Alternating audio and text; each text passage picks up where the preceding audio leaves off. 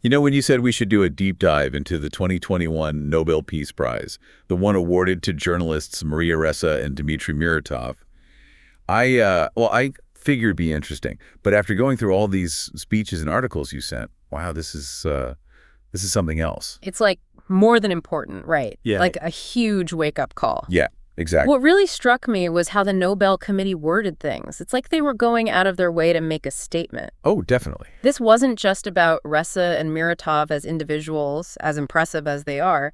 They basically drew a line in the sand connecting the dangers journalists face to the fight for global peace. Yeah, you're right. It's almost like they were saying, if you silence the people who speak truth to power, then forget about a free and peaceful world. Precisely. And what's incredible is that both Ressa and Muratov, they're staring down those very threats in some of the most, let's say, challenging environments you can imagine. Yeah, absolutely.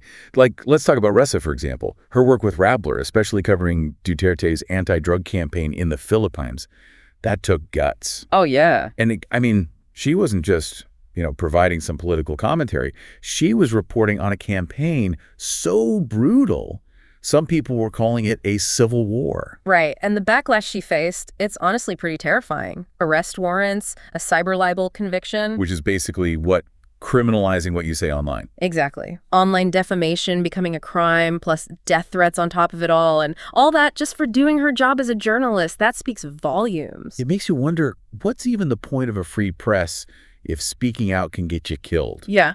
And then there's her whole argument about social media. Right. About how it's become this breeding ground for disinformation. It's not just about, everyone having a voice anymore, is it? Ressa's warning about algorithms, about how they prioritize profit over truth. That's key to understanding how we got here. So it's like those algorithms, they're almost choosing what we see, and they don't care if it's true or not. Pretty much. Think of it this way. They're like digital gatekeepers, but instead of guarding the truth, they just want to keep us glued to our screens. And what's the best way to do that? Outrage, fear, misinformation. It spreads like wildfire because that's what gets clicks. So it's almost like people aren't choosing to be misinformed. It's that they're being fed a distorted version of reality. It's scary. And that actually brings us to Dmitry Muratov. He's the editor-in-chief of Novaya Gazeta, which has been called Russia's most independent newspaper.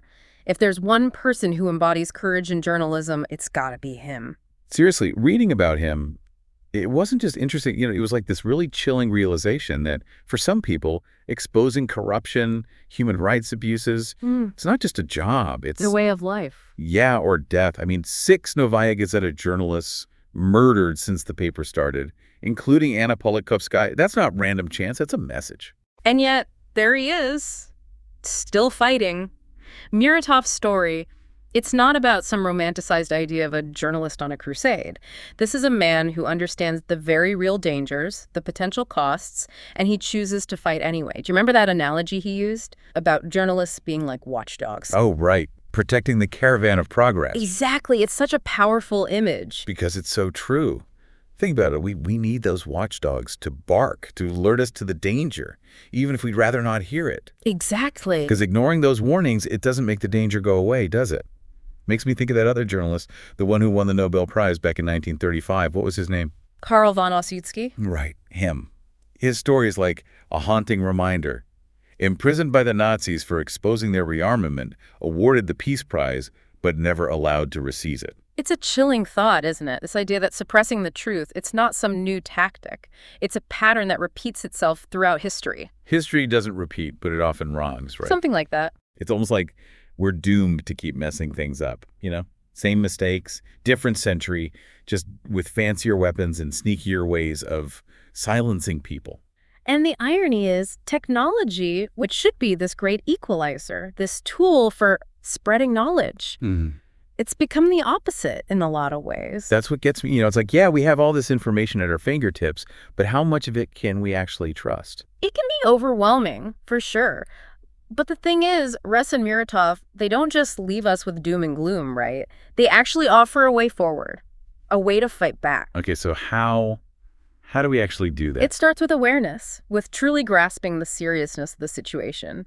We can't afford to be passive observers. All right, I'm listening. What do we do? Well, for starters, we need to support independent media like Rappler, Novaya Gazeta, outlets that are committed to digging for the truth, even when it's dangerous. I get that. Subscribing, donating, just making sure they can keep the lights on. Exactly. Think of it as an investment not just in journalism, but in a more informed society.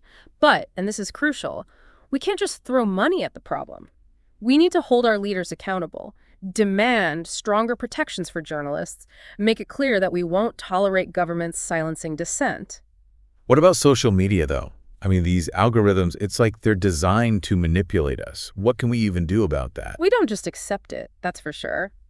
Ressa's been really vocal about this, pushing for legislation to bring more transparency to how these companies operate. Oh, yeah, I read about that. Like, she wants to reform Section 230 in the U.S., right? The one that basically gives social media companies a free pass on what their users post. That's the one. Her argument is that if these platforms are making a profit from spreading misinformation, well, they should be held responsible, at least to some extent. That makes sense. You break it, you buy it. Right. It's about recognizing that these platforms have a responsibility, too. They're not just neutral bystanders anymore. You know, this whole conversation makes me think about something Muratov said in his Nobel speech. Yeah. It really stuck with me. It was about the human cost of all of this, you know? Oh, right. He talked about the refrigerator cars filled with bodies during the Chechen War, right? Unidentified soldiers. Yeah, it was such a powerful but also incredibly disturbing image. It was a reminder that behind all the headlines, all the political maneuvering, there are real lives being lost, real people suffering. Yeah, and it's so easy to forget that, you know? In this world of 247 news, we become almost numb to it. That's exactly what Muratov was getting at. He also talked about, the danger of normalizing militaristic language. How easily governments can twist words and make war seem acceptable, even inevitable. Exactly. He even drew a parallel to the current situation in Ukraine. Didn't he? It was like a warning about how quickly things can escalate. Exactly. His point was that the language we use, the stories we tell ourselves about conflict, they have real-world consequences. When we dehumanize the other, when we become desensitized to violence, it creates fertile ground for even more suffering. Wow. So he's basically saying we need to be more aware, more critical of the narratives we're being fed. And more importantly, remember that peace is a choice. It's not guaranteed. We have to work for it. Exactly. And speaking of work, Muratov didn't shy away from some pretty big asks, like his call for an international tribunal against torture. An international tribunal against torture. I mean, that just sounds, I don't know, impossible, like something you'd see in a movie, not real life. Yeah, it's definitely a bold idea. And who knows if it'll ever actually happen. But I think that's kind of the point, isn't it? Muratov's not afraid to call out injustice, no matter how entrenched it might seem. It really makes you think about, like, all the freedoms we take for granted.